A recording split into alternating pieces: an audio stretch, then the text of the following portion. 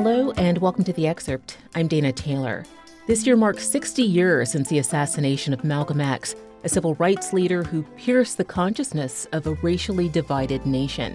In 1966, 3 men were convicted in his shooting death, 2 of whom were exonerated in 2021. Revelations from the overturning of those convictions has led to a $100 million lawsuit filed last November by the 3 daughters of Malcolm X. In it, they accuse the NYPD, FBI, and CIA of playing a role in the murder of their father. What really happened that day to Malcolm X, the day he was murdered? And how can we understand his significance to civil rights in America?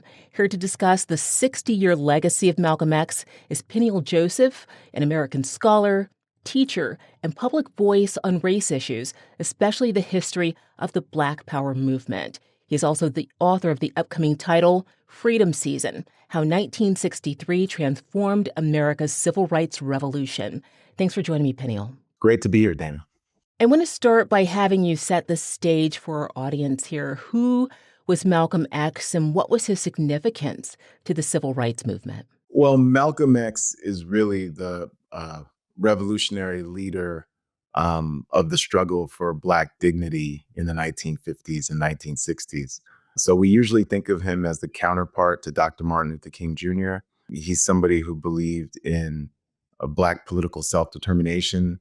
And Malcolm also feels that dignity deserves self-defense, that Black women and men need to be protected from racial terrorists. As a leader in the civil rights movement, Malcolm X had no shortage of enemies on the national stage.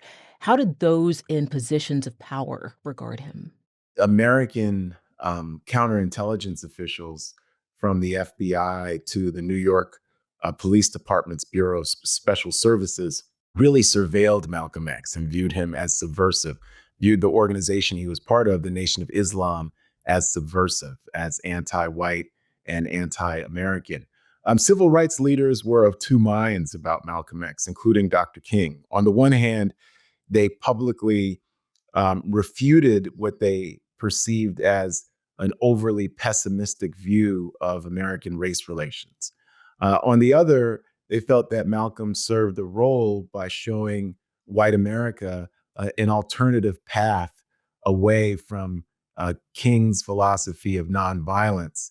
So if you don't deal with us, you have to deal with him, and he represents forces that are less willing to negotiate and have a kind of racial rapprochement. Over time, however, by the time he leaves the Nation of Islam at the end of 1963, and throughout the last year of his life, he's in the U.S. Senate alongside of Martin Luther King Jr. That's their first and only meeting. He comes to develop a bigger political rapprochement with different civil rights leaders, and he really looks upon himself as a human rights activist over time. On February 21st, 1965, Malcolm X was murdered while giving a speech at the Audubon Ballroom in Manhattan. As I mentioned, 3 men were initially convicted in that shooting. 2 of them have since been exonerated. What happened there?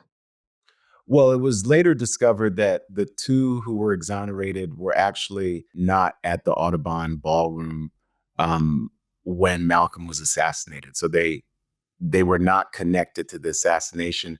They had been rounded up later afterwards. They spent 2 decades in prison trying to become exonerated and prove their innocence. And subsequent investigations proved that they were not part of the 5-man hit team that actually assassinated Malcolm on February 21st, 1965. And what can you tell us about the other people who were involved in the assassination, maybe some that haven't been identified yet? Have they been held accountable? Where do you stand on that? I think what we know now is that that hit team was from a mosque in Newark, New Jersey, and that there were, in addition to the person who was rightfully arrested and charged, there were 4 other members of that hit team, and that they subsequently escaped. Most of them have passed, and they were never brought to justice. I want to stick with that. In the lead up to this speech, tensions between Malcolm X and the Nation of Islam had been escalating. Why? And was this schism strong enough to motivate his murder? The biggest reason for the break uh, publicly is that in 1963, after John F. Kennedy's assassination, Malcolm, on December 1st, 1963, tells reporters that the assassination is an example of chickens coming home to roost. And many people felt that Malcolm was valorizing the president's death, just happy about the president's death. What Malcolm intended that message to be was that American violence had actually boomeranged and hit the American president. So, American violence in the South, American violence overseas, just the idea, the practice of American violence. But that becomes a pretext for Elijah Muhammad to silence Malcolm, and really, that silencing is based on a political dispute within the Nation of Islam over whether the organization is going to be a secular organization that's thinking about social justice, voting rights, civil rights, or is it just going to be a religious organization that allows people like Elijah Muhammad, who's the founder of the sect, to do as they please. Malcolm later discovers that Elijah Muhammad had fathered at least 7, 8 children out of wedlock with a series of secretaries. And that's going to become public knowledge in a dispute that the Nation of Islam has with Malcolm over the ownership of his house in East Elmhurst, Queens. So, really, when we think about that last year, they're going to be in court with each other. Elijah Muhammad is going to be very fearful that his secret comes out. His secret does come out, and there's going to be droves of Muslims who leave the Nation of Islam. And Malcolm intermittently talks of peace, but he also calls Elijah Muhammad a religious faker while he's overseas. He also says that, the nation is corrupt and this is not the kind of leader you should follow.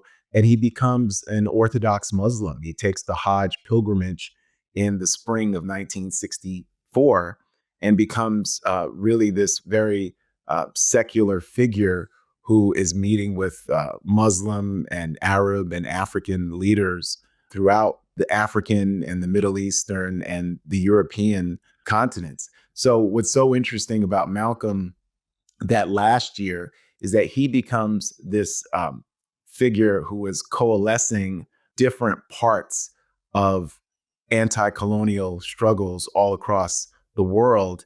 And in so doing, he becomes a threat to the Nation of Islam. And that's why they want to silence him. The government had informants who were in the Nation of Islam at the time. Do we know who they were? Does their existence support the allegation of a conspiracy? There's definitely evidence that the Nation of Islam had FBI and NYPD informants. There's evidence that Malcolm's own organization, the Organization of Afro-American Unity and Muslim Mosque Incorporated, had law enforcement undercover agents there, both as part of the organization, but also who regularly attended meetings. So, I wouldn't even call it, Dana, a conspiracy. I would say that there's real evidence that Malcolm was under constant surveillance, that the FBI, that the CIA, State Department, United States Information Services, Mississippi Sovereignty Committee, and the New York Police Department's Bureau of Special Services are among some of the agencies that we have clear-cut evidence surveilled Malcolm, ratcheted up warlike and violent talk against Malcolm X, and sort of stood back and watched what happened, which was that he was assassinated. So we know all of that. So I would say it's not necessarily a conspiracy so much as we have entrenched evidence that U.S. intelligence at the domestic and global levels infiltrated Malcolm X's organizations and were intent on silencing Malcolm X. And we can see how that all played out. We often look at the civil rights movement through the lens of the number of leaders who were lost in the 1960s. Medgar Evers in 1963, Malcolm X in 1965, Martin Luther King Jr. in 1968. What did the death of Malcolm X mean to the movement? Well, I think it means that the movement lost really the foremost public spokesperson for this idea of dignity for all people. I think Martin Luther King Jr. is going to take steps towards being that advocate for dignity. And King was always a wonderful advocate for citizenship. But I think that in losing Malcolm X, there's the loss of a global figure who can connect the idea of the Black freedom struggle in the United States of America to anti colonial struggles that are happening all over the world in Africa, in Latin America, all throughout the Caribbean, and in parts of Europe as well. So there's really a massive loss of potential, and Malcolm, as somebody who's this revolutionary human rights activist, he's attempting to connect Islamic and Christian and Arab and African and white worlds together under this banner of human rights. And when we think about one of his last speeches, which is at Oxford University, December 3rd, 1964, in that speech, he says that he's willing to align himself with anyone who wants to transform what he calls the miserable conditions on the face of the earth. So you see him reaching out and coalition building with people that he wouldn't have when he was part of the Nation of Islam. So he was really an immense force for the kind of global multiracial coalition politics that were really necessary in that time as well as our own. And finally, looking back at the last 6 decades following the assassination of Malcolm X, what is his legacy? Well, I think his biggest legacy is this idea of dignity and the dignity of not just Black people, but all people. So his biggest net legacy is his ability to argue that Black people fundamentally had human dignity. And it was a dignity that, one, they needed to recognize. So he's very critical of Black people, even as he was supportive of Black people. And by dignity, he meant certainly behaving responsibly, ethically, and morally, but he also meant how Black people were going to treat other people. So they needed to treat themselves with value and dignity and treat other people that way.